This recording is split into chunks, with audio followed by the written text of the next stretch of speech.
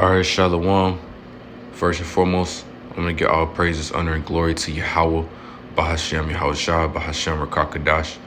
Double honor to the apostles and elders at Great Millstone, and peace and blessings to the hopeful elect out here spreading this gospel and sincerity and truth throughout the four corners of the earth. Shalom. And I just ran across this article, man. Just look at this shit, man. Look at the things that are going on over here in America, aka Great Babylon, man. Look at things that's going on. Look at this shit, man. These are real things that's going on.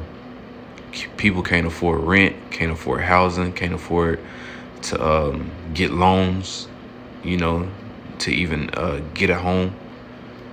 You know what I'm saying? It all started first with the, housing. The housing market was getting so bad and people having to pay bills and, mortgages and rent and things like that. So people resorted to these, we all remember the whole tiny home era, which that's still going on. But we remember when it first started, it was a lot of people getting these tiny homes. They was making these tiny homes, basically like these little small version of like wooden cabins and things like that. That's, some of them was mobile, and you even had people making homes out of shipping containers and things like that. But now they got this thing, it's basically like sleeping pods or whatever. It's a bunch of people, and they all stuffed in, one big building, and they got like lockers where they put all their items, all their things that they, like they I guess they food and they clothes and things like that. They got lockers for that. But as far as them actually, sleeping, they got certain pods, that's assigned to them, that they use to get some rest. You know what I mean? And even these pods, man, they running these people like $500 to $900 just for, like 3 or 4, feet of space, So, hey, Babylon is going down the drain, man. It's going downhill.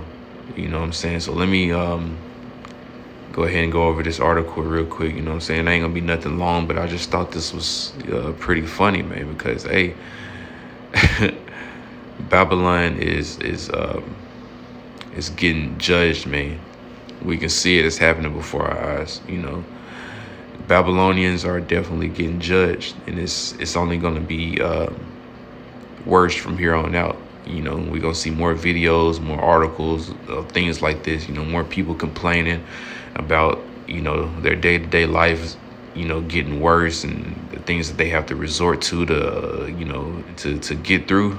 Hey, we're gonna see more of that. And hey, these people ain't taking heed to the message. So it says housing costs are getting so high that people are resorting to 4-foot sleeping pods. And I don't know if this is the actual picture for it or it's just like a thumbnail or whatever, but I'm pretty sure this is not it. It looks something very similar to this. But it says, amid California's ongoing housing crisis, creative approaches abound.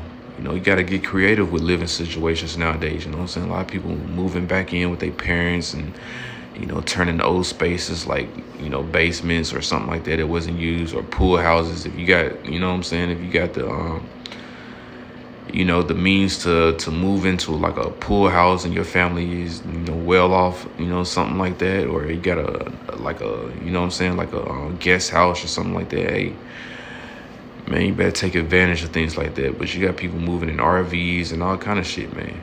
Making houses out of jeans, just getting creative,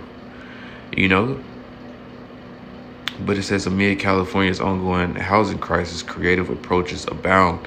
It says whether in RVs, tiny homes, ADUs, I'm not sure what that is, but it says, or other improvised forms of shelter, Californians continue to push the boundaries of traditional housing in search of affordability. And this is not only limited to California, man. This is happening all over Babylon. This is happening all over America. And it says, enter the pod through tiny sleeping spaces within shared buildings are not new. And it says they have re-entered the housing conversation thanks to a new startup. It says with locations in Palo Alto, San Francisco, and Bakersfield, Brownstone Shared Housing has converted 2 homes and an office space into dwellings for dozens of people, with rents ranging from $500 to $900 per month. It's a lock if I ain't pronounce those names of the city right, but I'm not from there, so. And it says the basic pods are very cozy, 3.5 foot wide and 4 feet tall, just big enough to fit a twin mattress. They feature amenities such as charging stations, LED lights, and individual climate control systems. And it says residents shared storage lockers for their belongings, most of which won't fit into the pods. And even though $500 to $900 may sound like a lot for such limited space, the rates are far cheaper than most alternatives on the traditional rental market. Man, all these things is going up. Shit, I wouldn't be surprised if these pods that these people living in are going to go up at some point. And it says in Bakersfield, the median studio apartment rents for $995, which basically you round up to $1,000. And it says according to Zillow, and in San Francisco the figure is $2,200. In Palo Alto, the median studio rents for $2,300. And it says California's housing crisis has been a key factor in a mass departure of people from the states. Some 500,000 more Californians left in a recent 2-year period than arrived, and about 40% of the state's residents are considering leaving, according to a recent poll, with housing cited as a main concern.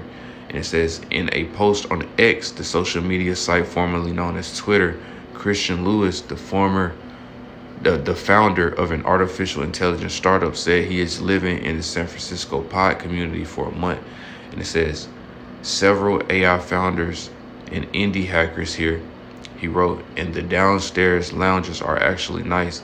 He said the building was occupied by 20 people and featured 5 bathrooms and 2 showers. And it says, aside from saving money, Lewis wrote, the benefit of pod living included that there's a lot of cool people here too. The company's founders, James Stallworth and Christina Lennox, have themselves experienced housing insecurity. And they're trying to make this thing sound like it's a good thing, man. And it's all them, basically at the at the end of it, they're trying to push this whole 15-minute cities thing, have everybody, basically all bunched up, and they're really trying to get rid of the housing market, and have everybody live, in basically like apartment type, situations, so they can, it's easily controllable to control people like that. They're trying to get rid of, they're actually trying to get rid of the whole housing community, and they're trying to do this whole 15-minute cities thing and have everybody basically living amongst each other, stacked up like sardines and shit like that, just how the whole apartment community is. They're trying to have that with everybody, you know what I'm saying? Because that makes it easily controllable. You don't have to worry about people being so spread out. Everybody can be in, concentrated in one area. And it says, Stallworth, 31, grew up in San Bernardino. His education at Stanford took more than 4 years, and after his 4th year, the university stopped providing him housing. And it says he couch surfed and found a free option in the basement of a Palo Alto hacker house that allowed him to stay in exchange for his help developing a website. Free was about all I could afford, he said, so the house was an attractive option, man. So look, America is done, America is done, man. When you got to resort to things like this, people can. What if people got kids and things like that? You know what I'm saying? People got children. People got, health issues and all different types of situations going on. But this is what they're trying to force on people, man. They're trying to force the people to all live in a concentrated area so they can be easily controlled. And it's all about this whole 15-minute cities thing that they're trying to incorporate in this new world that they're trying to make. The whole new world order thing. This is part of their agendas, is having everybody concentrated in certain areas so they can easily control them. You know what I mean? Have robots roaming around the streets, monitoring people, making sure they got a curfew and they're in bed. It's all part of the plan. You know what I'm saying? But we can see the fall of America. We can see the people stressing. We can see the rising crime. You know what I'm saying? We can see all these things over the horizon. We can see how bad it's gonna get, man. There's just one more stick to add to the fire, man. You know what I'm saying? So it's gonna get a lot worse from here on out. But I just wanted to touch on this real quick, and it wasn't gonna be anything. It wasn't gonna be anything too detailed, but basically the point was made that, hey, this is what people are resorting to: creative means. Creative living situations. That's what people in America are going to be forced to do. Find a way to survive. Basically, this is just survival at the end of the day. You know what I mean? So with that, I'm gonna go ahead and give all praise, honor, and glory to Yahweh, Bahashem, Yahweh Shah, Bahashem, Rakakadash, double honor to the apostles and elders, a great millstone of peace and blessings to the whole full elect. Shalom.